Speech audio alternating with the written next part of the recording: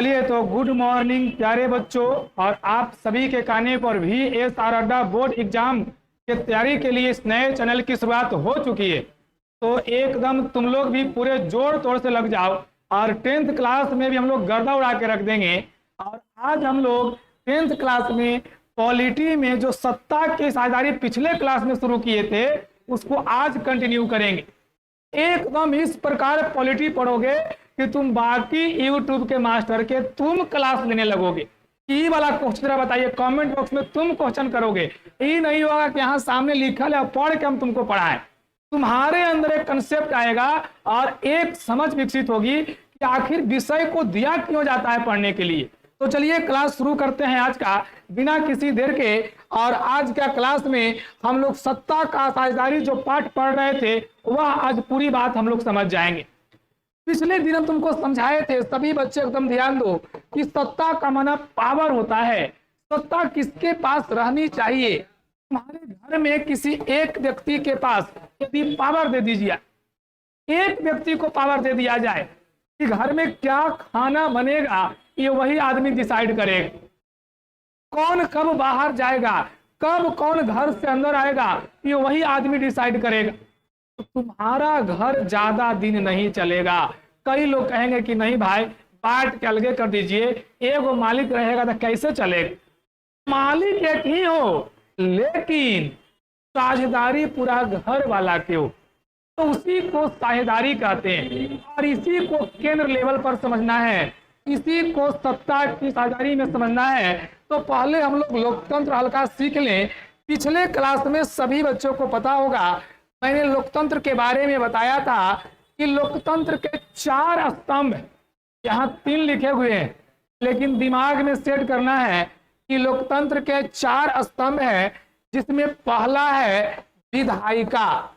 जब भी पहला की बात मैं करूंगा तो पहला होगा विधायिका। दूसरे की बात करूंगा तो दूसरा हमारा होगा दूसरा कार्यपालिका, दूसरा कार्यपालिका। और तीसरा हम लोग चले तो तीसरा हमारा हो जाएगा न्यायपालिका। और चौथे लोकतंत्र के स्तंभ की बात मैं करूं तो ये अभी ताजा आया है, इसी को प्रेस या मीडिया कहते हैं। ये ध्यान में रखना है। तो लोकतंत्र के मुख्य कितने स्तंभ हैं? 3, लेकिन चौथा भी शामिल हुआ है और बाबू चौथा के नाम है प्रेस। पहला स्तंभ का नाम है विधायिका। विधायिका पहला स्तंभ है, ये पहला पिलर है। और विधायिका करता क्या है? तो विधायिका जो है ये कानून बनाने वाला है। बात समझोगे? तुमको सड़क पर हेलमेट पहन के चलना है। अगर नहीं पहन के चलोगे तो कितना फाइन लगेगा? ये बनाने वाला विधायिका है, संसद भवन में बनेगा ये। और ये कार्यपालिका ये रोड पर खड़ा रह के चेक करे वाला है कि तुम हेलमेट पहन रहे हो कि नहीं। यानी यह हमारे देश का प्रशासन है जो देखेगा कि जो यहाँ नियम बना है ये पूरा हो रहा है कि नहीं। और तुमने इस नियम में गड़बड़ी किया है तो तुमको सीधे पहुंचाया जाएगा किसके पास? न्यायपालिका के पास। और न्यायपालिका क्या करेगी? कानून को तोड़ने वाले के लिए दंड का प्रावधान करेगी। और अगर कोई व्यक्ति, कोई संस्थान इन सब चीजों से उबर जाता है, उसको कोई फर्क नहीं पड़ता है, तो प्रेस वाला उसका चेहरा पूरे दुनिया के सामने लाएंगे। और यही देखो, डेमोक्रेसी की जब बात होगी, लोकतंत्र की जब बात होगी तो 4 स्तंभ हैं, एक विधायिका, दूसरा कार्यपालिका, तीसरा न्यायपालिका और चौथा प्रेस। अब ध्यान दिया जाए बढ़िया से, सत्ता की साझेदारी है क्या? सत्ता की साझेदारी हम लोग क्यों करते हैं? तो देखो, तुमको 2 टर्म हम समझा रहे हैं जी, और दोनों टर्म अगर समझ जाओगे सत्ता की साझेदारी में, जो बच्चे इस बात को समझोगे, आज का क्लास जो समझोगे, वो एकदम क्लियर हो जाओगे कि सर ये लेसन आखिर क्यों दिया गया हम लोग के पढ़ने के लिए। देखो सत्ता की साझेदारी क्या है? देखो सत्ता माने पावर है, और किसी भी देश की बात करते हैं, कोई भी देश की बात करेंगे तो उस देश में भाषा, भाषा, धर्म, जाति, भाषा, धर्म, जाति और लिंग के आधार पर सामाजिक विषमता पाया जाता है। सामाजिक विषमता पाया जाता है और यह सामाजिक विषमता सामाजिक विभाजन का रूप नहीं ले ले, इसीलिए सत्ता में साझेदारी की जाती है। जैसे हम तुमको कहें कि भारत में, इंडिया में, अपने इंडिया में सोचो, क्या कोई एक जाति के बल पर चुनाव जीता जा सकता है? बोलो, कभी नहीं जीत सकते हो। ऐसा नहीं है कि एक जाति है और वही वोट देंगे, बाकी जाति को किनारे कर देंगे, ऐसा नहीं है। पूरे जाति को लेकर बहुमत प्राप्त करेंगे और वह बहुमत प्राप्त करके सरकार चलाएंगे।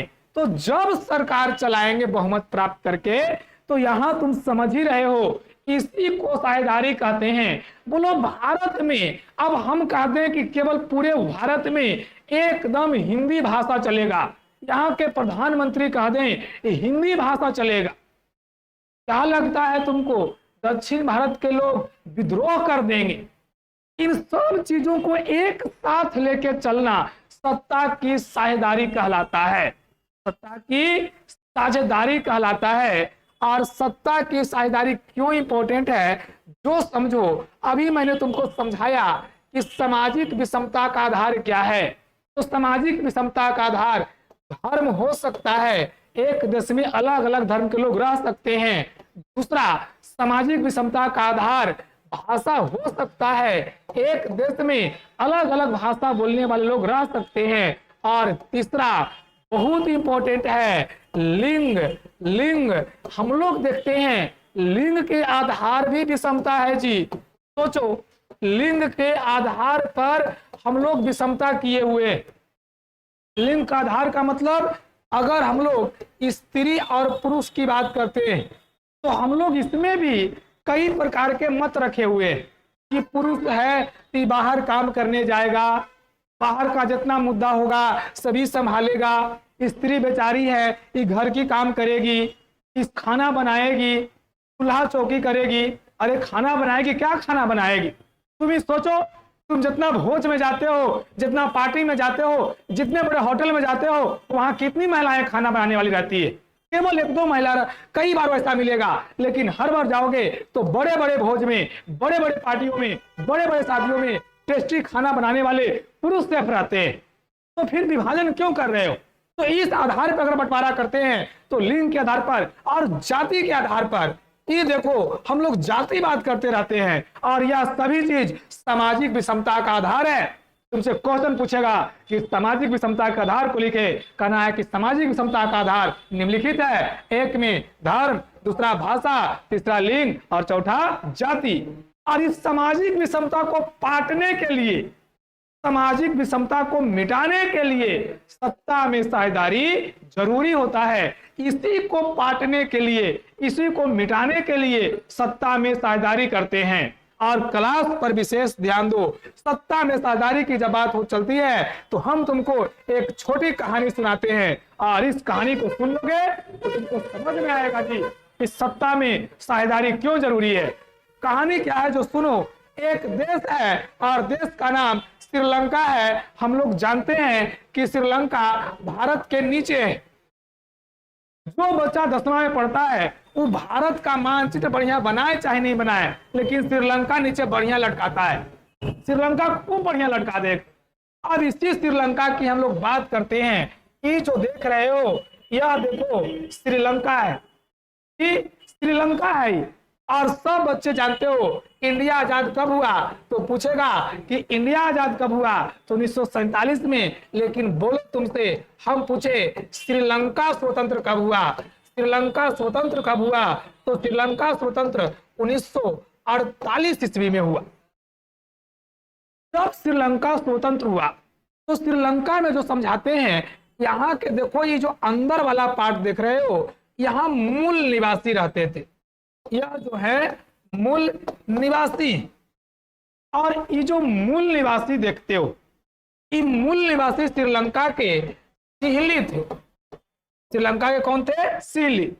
और ये जो ये एरिया में देख रहे हो, ये सब में तमिल लोग रहते थे। श्रीलंका में सिहली की संख्या लगभग 74% था, ये 74% था।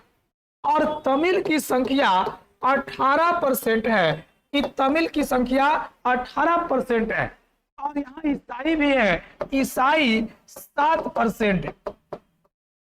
तो सिहली लोग क्या करते थे, ये आपसे में चुनाव जब रखे तो केवल सिहली से ही जीत गए। और सिहली जातियों ने श्रीलंका में 1956 में राष्ट्रीय भाषा सिहली को कर दिया। राष्ट्रीय भाषा सिहली होगा। और ये लोग बौद्ध धर्म को मानते थे। तो श्रीलंका के लोग हैं, ये बौद्ध धर्म को मान रहे थे। और 1956 में इन्होंने भाषा क्या किया, भाषा इन्होंने सिहली कर दिया। और तुमको जान क्या आश्चर्य होगा, श्रीलंका में एक राष्ट्रीय धर्म कर दिया गया। और यह राष्ट्रीय धर्म बौद्ध धर्म हुआ, ये बौद्ध धर्म हुआ। अब देखो मजेदार बात क्या है, यहाँ जितना भी काम होने लगा सब सिहली भाषा में होने लगा। सारा काम सिहली भाषा में होने लगा। किसी को नौकरी में मिलना है तो सिहली भाषा के लोग के ज्यादा मिल रहा है। पढ़ाई सिहली भाषा में हो रहा है। कि जो तमिल लोग देख रहे हो, ये तमिल और ईसाई, ये तमिल में ध्यान दोगे हिंदू और मुस्लिम दोनों थे। ये तमिल में हिंदू और मुस्लिम दोनों हैं। इन लोग के लिए कुछ किया ही नहीं जा रहा है, ना नौकरी मिलेगा, ना पढ़ाई होगा। और ये दिन पर दिन गरीब होते गए। तुरंत इसका इफेक्ट देखने को नहीं मिला। पूरे श्रीलंका में उच्च उच्च पदों पर बढ़िया बढ़िया कॉलेज में सब सिहली के लोग पढ़ रहे थे, इन्हीं के बच्चे पढ़ रहे थे। बढ़िया पोस्ट पर यही लोग नौकरी लिए हुए थे। लेकिन ये लोग जो तमिल लोग हैं, इनको कुछ फायदा नहीं हो रहा है। इनका शोषण ही बहुत ज्यादा हो रहा है। केवल मजदूरी के रूप में ही काम कर रहे हैं, मजदूर हैं। तब देखो 1980 में कहानी पर ध्यान दोगे, 1980 में तमिल लोग का एक नेता है और उस नेता का नाम है प्रभाकरन। ये प्रभाकरन एक नेता है और प्रभाकरन ने इस तमिलों का एक पार्टी बनाया और इस पार्टी का नाम था लिट्टे। पूछेगा जी लिट्टे का पार्टी, लिट्टे किनकी पार्टी थी? जब लिट्टे की बात होगी तो पूछेगा कि लिट्टे, ये जो लिट्टे हम लोग देख रहे हैं यह एक पार्टी है, समझा कि नहीं? लिट्टे किसकी पार्टी थी? तो तमिलों की पार्टी थी। और लिट्टे के संस्थापक कौन थे? तो लिट्टे के संस्थापक प्रभाकरन थे। कई बार लिट्टे का पूरा नाम पूछता है तो इसका पूरा नाम दिमाग में सेट करोगे। इसका पूरा नाम होता है liberation tigers, liberation tigers of Tamil इलम, ऑफ तमिल इलम। यह देखिए लिट्टे का पूरा नाम है। लिट्टे का काम क्या था जो सुनो, प्रभाकरन ने लिट्टे के आदमियों को कहा जब हम लोग के पास कुछ नहीं बचा, हम लोग के पास अब कुछ है नहीं, सब सिहली लोग के पास है, हम लोग क्या करेंगे कि ये लोग जो बड़ा बड़ा अपना घर बनाया है, जो राज भोग रहा है, यही लोग पर हमला करेंगे और इधर सब सामान लूट के पैसा जमा करेंगे और वो पैसा से हैवी हैवी बंदूक और बम खरीदेंगे और तमिल के औरत से लेके छोटा बच्चा तक सबको, जितने लोग हैं सबको, 4 साल का बच्चा है उसको भी एकदम ट्रेनिंग देंगे कि कैसे AK-47 चलता है। छोटकन बच्चा के ट्रेनिंग देंगे। और यही होना शुरू हुआ 1980 में। सब लोग तमिल लोग, सब लोग जितने तमिल लोग हैं ये सब हमला करना शुरू किए सिहली लोग पर। और हमला किए, ये लोग खूब एकजुट हो गए एकदम 20,000 15,000 की संख्या में। और यहां तक पावर बढ़ा कि थाना तक हमला कर दिए, थाना के थाना उजाड़ दिए। थाना वाला लोग सिलेंडर किए हुए हैं, थाना पर 50 आदमी है, ये लोग 5,000 से पहुंच जा रहा है। ये लोग को कह रहा है थाना वाला को कि सब हथियार लाओ और चुपचाप निकलो यहाँ से, नहीं तो समझ लो हम लोग कितना है।